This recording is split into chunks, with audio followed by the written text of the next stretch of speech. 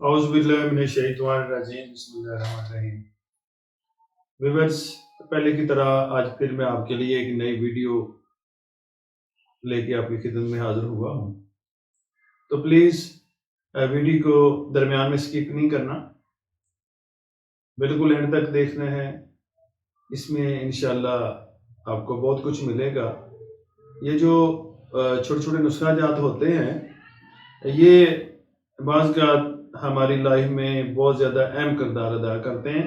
ये छोटी छोटी पहले ज़ाहिर है जो भी बीमारी होती है इनिशियल स्टेज होती है उसकी, आस्ता आस्ता अगर वक़्त पे उसका सद्देबाब ना किया जाए या वक़्त पे उसका इलाज ना किया जाए तो आस्ता आस्ता वो बढ़ जाती है बीमारी और पेचीदा हो जाती है, जिससे ये है कि हमें जिस्मानी तकलीफ भी ज़्यादा होती है, पैसे का भी ज़्यादा ज़िया होता है और बीमारी को टाइम भी ठीक होने में लगता है उसको काफ़ी। तो इसलिए ये है कि ऐसी चीज़ें जो होती हैं जिसमें छोटी छोटी जिनको हम इग्नोर कर देते हैं, इनको इग्नोर नहीं करना चाहिए। वक़्त पे इनका तहफ़्फ़ुज़ करना चाहिए, वक़्त पे इनका इलाज करना चाहिए, तो इंशाअल्लाह हमारी ज़िंदगी काफ़ी सहल हो सकती है, काफ़ी ईज़ी हो सकती है और काफ़ी बड़ी बड़ी बीमारियों से हम बच सकते हैं। तो आज मैं आपको जो नुस्खा बताने जा रहा हूँ वो है ये बलगम का।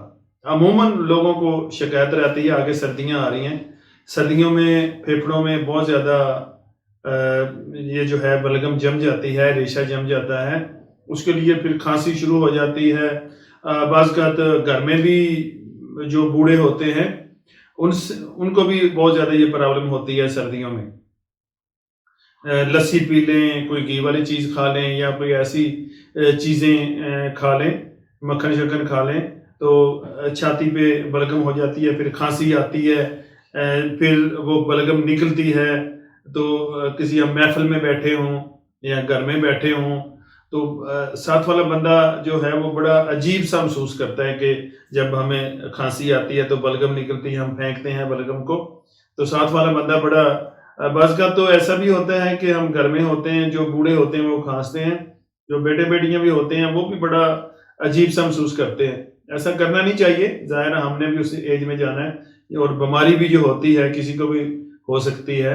बहरहाल बलगम जो है इसका मैं आपको एक बहुत अच्छा सस्ता घरेलू और बड़ा पेटेंट सा नुस्खा बताने जा रहा हूँ, जिससे ये है कि परमानेंट आपकी बलगम ख़त्म हो जाएगी, बनना भी ख़त्म हो जाएंगी इंशाल्लाह। अगर आप ऐसी चीज़ें खाते हैं जो बलगम ज़्यादा पैदा करती हैं, उसकी बलगम की भी बनने की भी रोकथाम हो जाएगी और आपकी चेस्ट पे जो बलगम जमी हुई है ख़्वाह कितनी पुरानी हो, इंशाल्लाह इस नुस्खे को इस्तेमाल करने से बिल्कुल आपकी चेस्ट छाती जो है आपकी साफ़ हो जाएगी और बिल्कुल हल्की फुल्की आपको सांस लेने में प्रॉब्लम नहीं होगी और चलने में प्रॉब्लम नहीं होगी और खांसी भी ख़त्म हो जाएगी। तो इसके लिए आप नुस्खा नोट कर लें, बड़ा इजी सा नुस्खा है, बड़ा इजी सा टोटका है, लेकिन 1000 फायदे हैं इसके। आपने एक बड़ा जो होता है इसका राइस स्पून जिसे कहते हैं, चावलों वाला चम्मच जो बड़ा होता है, वो आपने 1 चम्मच लेना है घी। सुबह सुबह खाली पेट जब हमारी माएँ बहनें चूल्हे पे बैठी होती हैं, नाश्ता बना रही होती हैं, उस वक्त आपने एक सिल्वर की कटोरी लेनी है, उसमें एक बड़ा देसी घी का चम्मच डालना है। अच्छा, जब वो गर्म हो जाए उसमें आपने आधा चम्मच बड़ा जो है राइस स्पून वाला आधा चम्मच चीनी डालनी है। चीनी डाल लें या थोड़ा सा गुड़ डाल लें, वो डाल दिया। उसके बाद आपने डालनी है उसमें सूंड पिसी हुई। कौन सी सूंड? पिसी हुई, वो आपने आधा चम्मच डालनी है। जो राइस स्पून है ये एक घी का चम्मच हो गया, आधा चम्मच चीनी होगी, आधा चम्मच होगी सूंड। आपने इसको पकाना है, उस पे कोली में पकाना है। अगर तो आप गांव में है आग जलाते हैं तो उस पर रख दें कोले निकाल के चूल्हे से, अदरवाइज आप गैस का जो चूल्हा है उस पर बिल्कुल हल्की सी आंच उसमें इसको पकाना है।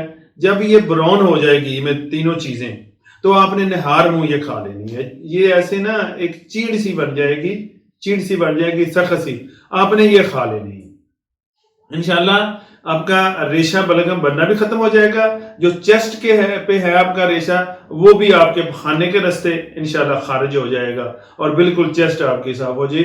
ये आपने टोटल 7 दिन करना है। ریگولر 7 دن کرنا ہے. اس کے بعد آپ نے ختم کر دینا انشاءاللہ. جب یہ 7ویں دن ختم ہو جائے گا بالکل چیسٹ آپ کی صاف ہو جائے گی اور بلغم کا پتہ ہی نہیں ہوگا کہ بلغم آپ کے جسم کے اندر ہے. تو اسی کے ساتھ مجھے اجازت دیں, ملتے ہیں نیکسٹ ویڈیو میں. تب تک کے لیے خدا حافظ.